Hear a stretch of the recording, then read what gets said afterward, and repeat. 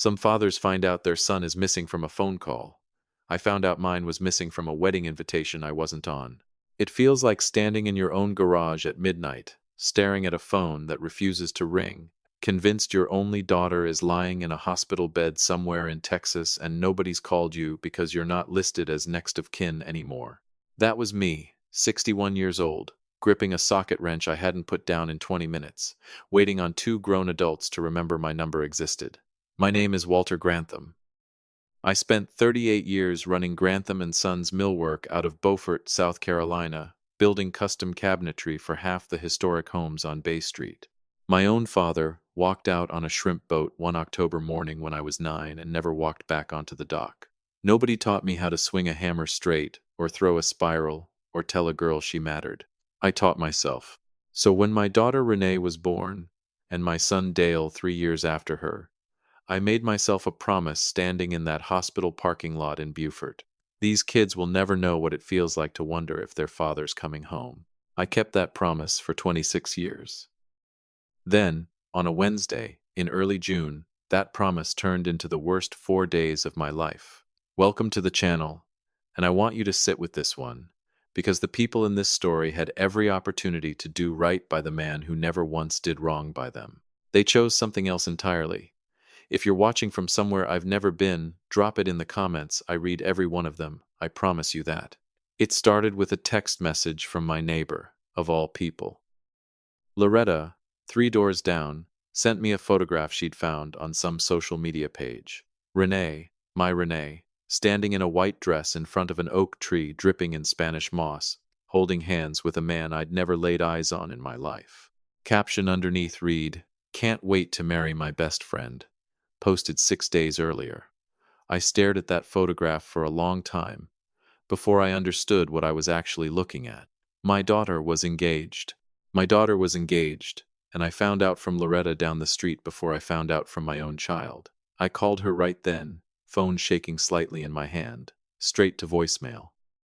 I told myself she was working. She managed a dental practice over in Hilton Head. Busy office, might be with a patient. I left a message. "Hey, sweetheart, it's Dad. Saw something online. Wanted to hear it from you.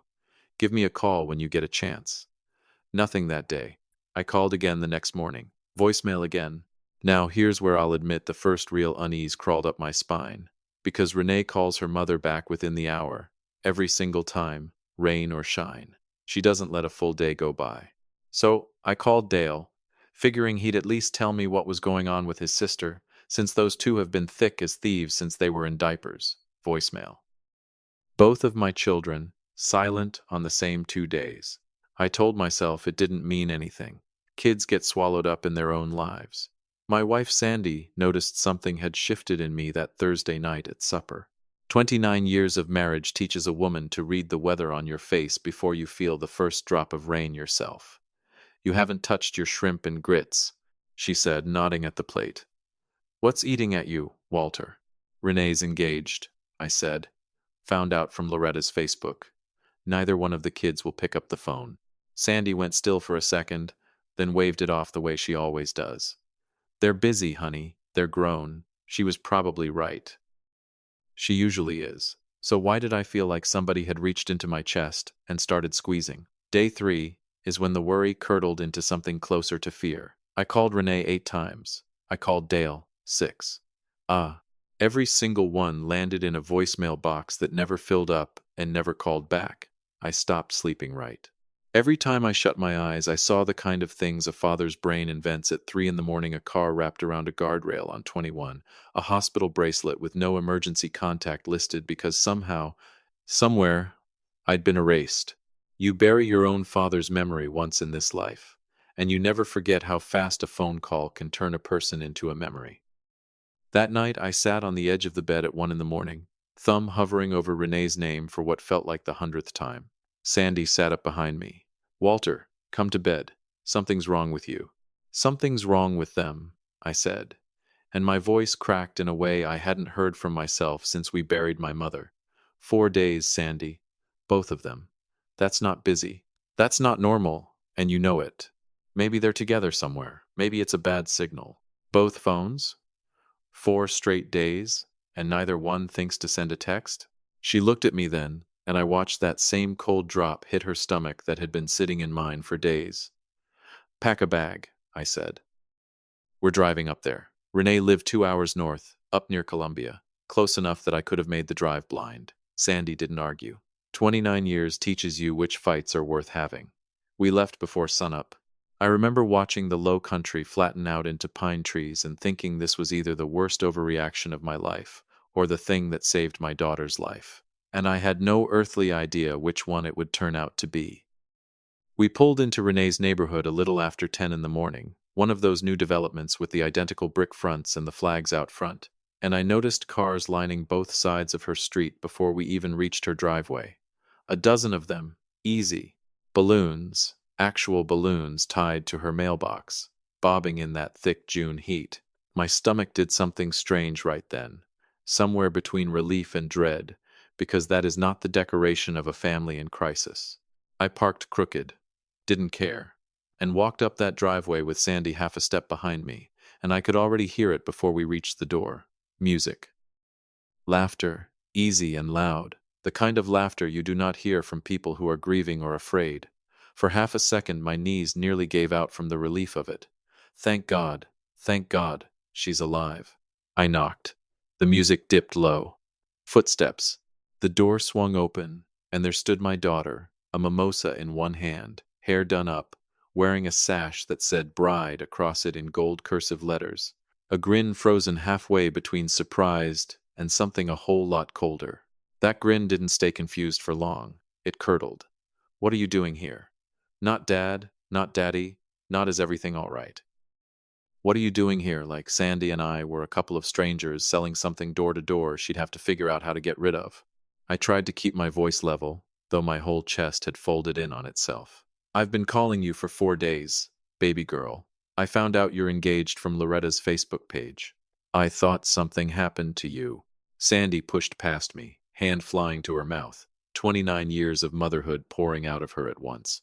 Oh, thank God, honey, you're all right. We've been worried sick, we thought. Renee cut her off, rolling her eyes, not a small roll, either, the full, dramatic, exhausted kind. We didn't answer because this is my bridal shower, and I didn't want you here. Her voice came out flat and sharp. You're always making everything about you and Dad.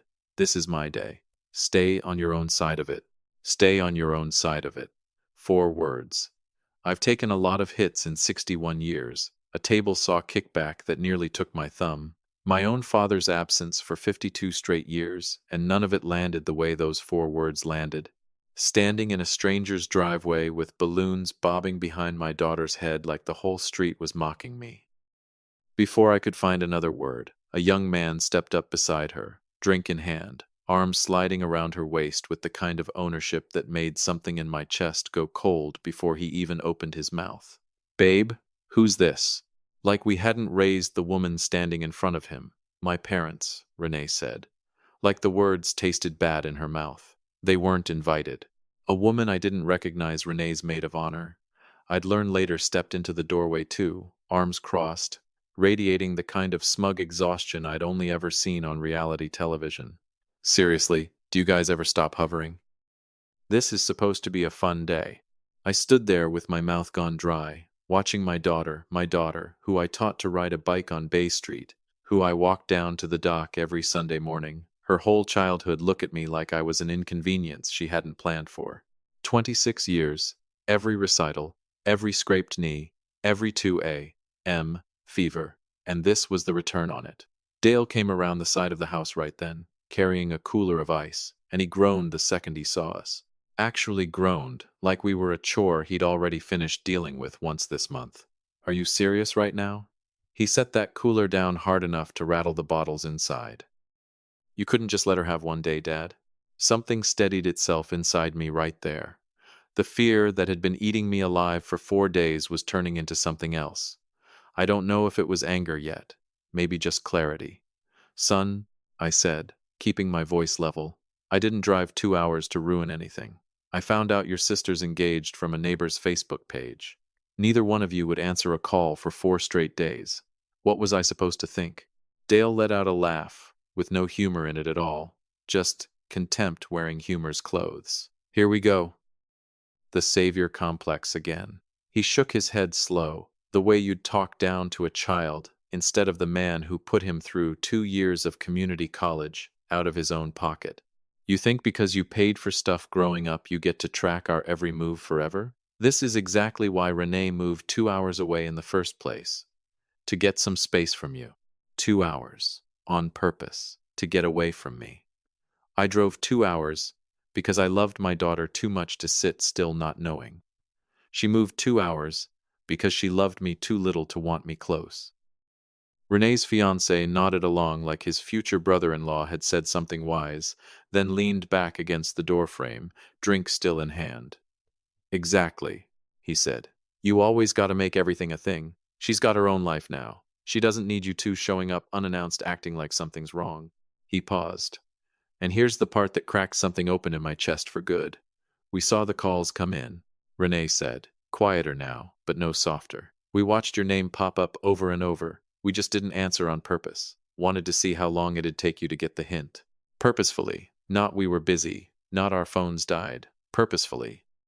For 4 days, I'd sat awake picturing every possible tragedy, while my own children watched my name light up their screens and chose, on purpose, to let their father suffer, just so I'd learn a lesson.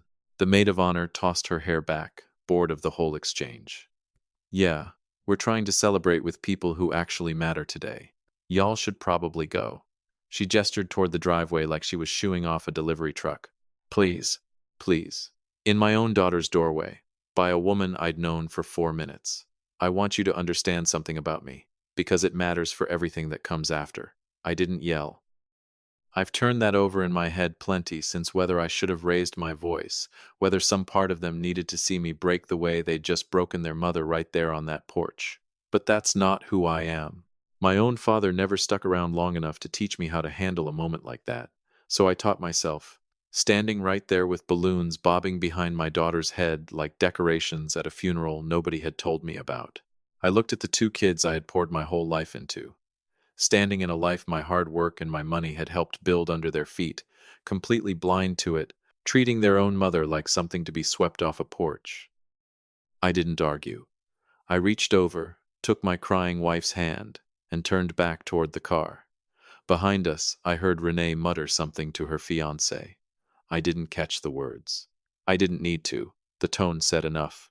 They wanted to be on their own, and come Monday morning, they were going to find out exactly what that meant. If you've been with this channel a while, you know I don't say things like that lightly. Drop your thoughts below, I read all of it. The drive home felt longer than the 2 hours it actually took. Sandy sat beside me, silent, staring out the window, tears running steady down her face without a single sound. I've seen my wife cry plenty in 29 years at her father's funeral, at both kids' graduations, but I had never once seen her cry like that. Silent. Hollow, like something inside her had simply stopped running. She finally spoke somewhere, past the Congaree River. 22 years, she said quietly. I've had my grandmother's wedding band sitting in that cedar box for 22 years, Walter. I used to imagine giving it to whoever she chose. Her hands shook in her lap. Not this. Not being told to leave. What do you say to that?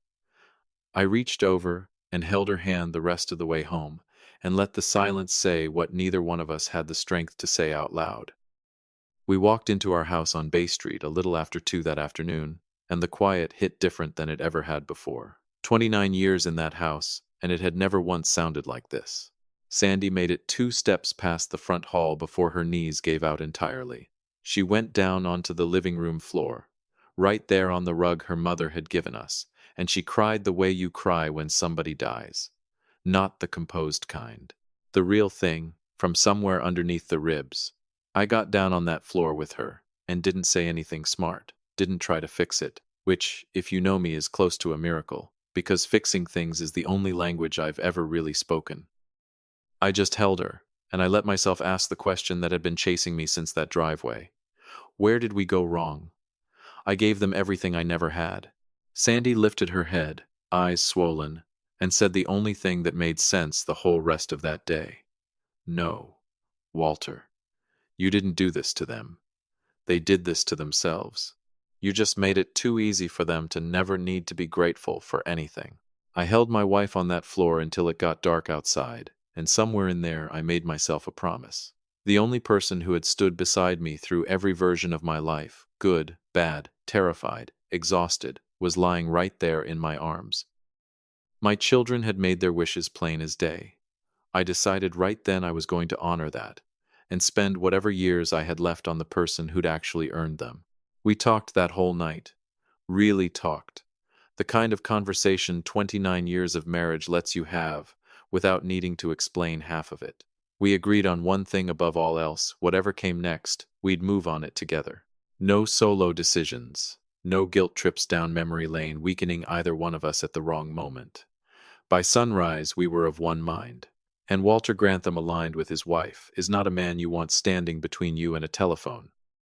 I called my attorney, Franklin Boyd, at exactly 7:45 the next morning. He's handled Grantham and Sons contracts for close to 20 years, and he knows the difference between my business voice and something else entirely. This was clearly something else. "Walter," he said, "you sound like a man who didn't sleep a wink." "I need everything pulled," I told him. "The down payment I co-signed on Renee's house. The truck loan I'm backing for Dale. All of it. Off my name. Starting today." There was a pause on the line, the kind a good lawyer gives you when he wants to be sure you're not about to do something you'll regret come lunchtime. "You understand, once your name comes off that mortgage co-sign, the bank's going to reassess the whole loan on her income alone. She may not qualify to keep the house at all." "I've never been surer of anything in my life," I said. Franklin didn't push back further. By that afternoon, the withdrawal letters were filed with both the mortgage company and Dale's credit union. For the first time in 3 years, there was no Walter Grantham standing behind either one of those loans, like an invisible beam nobody ever thinks to thank. They wanted to prove they didn't need me hovering over their lives. I decided to hand them the closest thing to proof a man in my position could offer. I didn't hear a word for 9 days, which, given everything that had happened, felt almost funny. That same silence that had nearly broken me a week earlier now felt like the most peaceful stretch I'd had in months. The call came on a Tuesday afternoon. I was out in the shop sanding down a walnut cabinet face for a client on Craven Street when my phone lit up with Renee's name. I let it ring twice before I answered. "Dad." Her voice came out tight, clipped, trying hard to sound calm and failing at it completely. "There's some kind of mistake with the house. The bank says the loan's been flagged. They're saying I can't cover the payment on my income alone, and they're threatening foreclosure proceedings if I don't refinance in 30 days. Did you do something?" "There's no mistake, sweetheart," I said, keeping my voice level, almost gentle. "I withdrew as cosigner 9 days ago." Dead silence on the line. "You what?" "Dad, why would you do that? You know I can't qualify without you on it. This is going to wreck my credit right before the wedding. We won't be able to get anything approved." "You told me to stay on my own side of it," I said. "So I am. Dad, please, you have to call them. Tell them it was some kind of error." "It wasn't an error, Renee. I love you. I'll talk to you soon." I hung up. They didn't wait around for a foreclosure notice to force the issue. The actual unwinding happened fast and quiet. I heard the rest of it secondhand, through Sandy's sister, who still talks to Renee some. Renee and her fiancé spent 3 frantic weeks trying to refinance on their own, failed twice, and finally sold the house at a loss just to get out from under it before the bank moved further. Dale's truck got repossessed inside of 6 weeks once the credit union called his loan for reassessment, and he couldn't cover the new terms on his own. There's a strange, quiet clarity in watching natural consequences finally reach a door that your own signature had been propping open for entirely too long. Because, here's the thing, nobody tells you about spending a lifetime as the fixer. The moment you stop fixing, the world doesn't fall apart. It just goes back to being honest. I didn't stop there, either. I went and saw Franklin one more time, this time about the trust. "I want to rewrite it," I told him, sliding my coffee aside to make room for the folder. "Completely."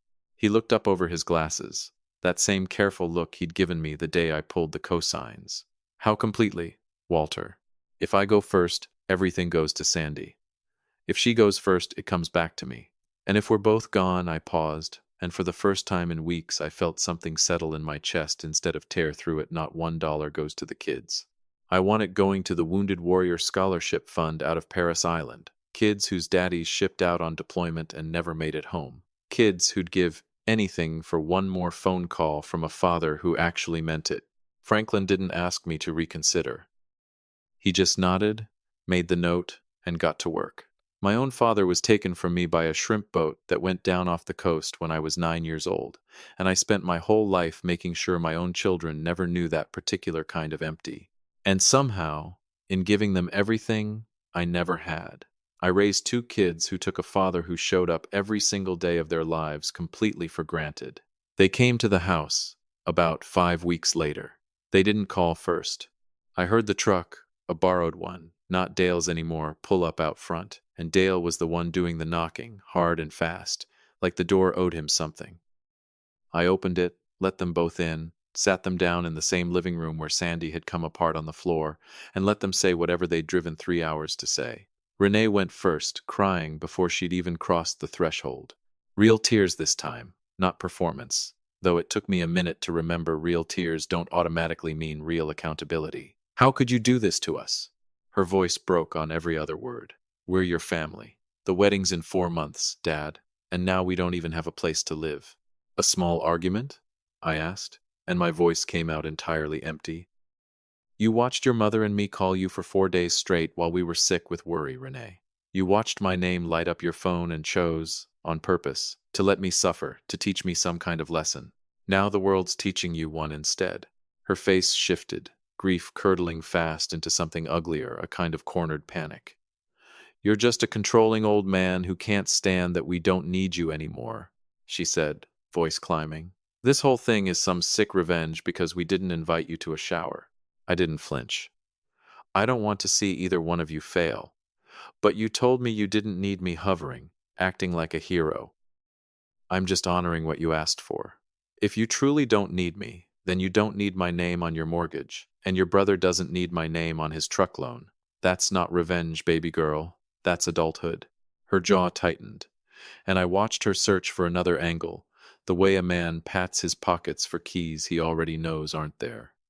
Mama would never have let this happen, she said, pivoting hard, desperate now. You're doing this behind her back because you're bitter.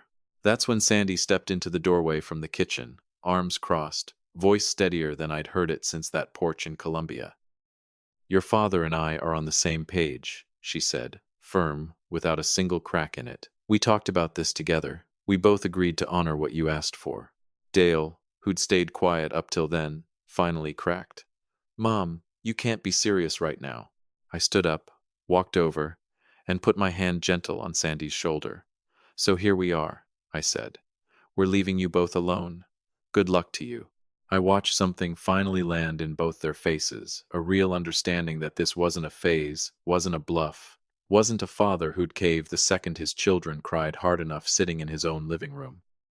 I listened to them blame me for a mess they'd built with their own 2 hands, watched them try to make me feel guilty for the foreclosure, for the repossession, for every choice that had been entirely theirs to make, and I felt nothing but clarity. These were the same 2 kids who stood on a porch and told me to stay on my own side of things. The same 2 who broke their mother's heart without so much as a flinch. They hadn't wanted my help when I was offering it freely. They just wanted somebody to blame once they realized they couldn't manage alone. They left that night without another word between us. I heard that borrowed truck door slam out front, heard the engine fade off down Bay Street, and Sandy and I stood in that living room in a silence that, for the first time in weeks, didn't feel like grief anymore. It felt like something closer to peace. Months passed after that. The calls slowed down, then stopped altogether. I heard through Sandy's sister that Renee had gone ahead and married that young man anyway. Small courthouse ceremony, no big shower this time, no family in the pictures at all as far as anyone could tell. Dale moved in with a buddy from high school somewhere outside Charleston, working construction, riding to job sites in somebody else's truck now. I won't sit here and tell you it doesn't sting some nights. It does. But every time that ache creeps back up on me, I remember that porch, remember stay on your own side of it. Remember watching my wife's face come apart over a ring that never got its moment after 22 years of waiting, and the ache settles back down right where it belongs. Sandy and I sit out on our back porch most evenings now, right around sundown, coffee in hand, watching the light come down slow over the same Beaufort marsh where two kids once learned to cast a fishing line off our dock. She reached over one evening not too long back and put her hand on mine, the way she's done 1,000 times over 29 years, and I looked at her and understood something plain and true. My own father was taken from me by the sea when I was 9 years old, and I spent my whole life trying to be the man he never got the chance to become for me. But somewhere along the way, I nearly forgot that the only person who ever truly needed protecting was the woman sitting right there beside me the entire time. My children have their own lives now. They made that plenty clear, standing on a porch in Colombia with balloons bobbing over their heads. My wife and I, we have each other. And it turns out, at the end of a life like mine, that's more than enough to hold on to. If this one meant something to you, hit that like button, subscribe if you haven't already, and tell me where you're watching from tonight. I'll see you on the next one. Love was never meant to be measured in favors owed, it's meant to be given freely and received with a little gratitude along the way. Walter didn't stop loving his children when he pulled his name off those loans. He just stopped mistaking money for closeness. Sometimes, the kindest thing we can do for the people we love, and for ourselves, is to let go and let real life teach the lesson we couldn't. A small note for you. This story was created and fictionalized by AI for entertainment purposes, while hoping to share a positive lesson about life along the way.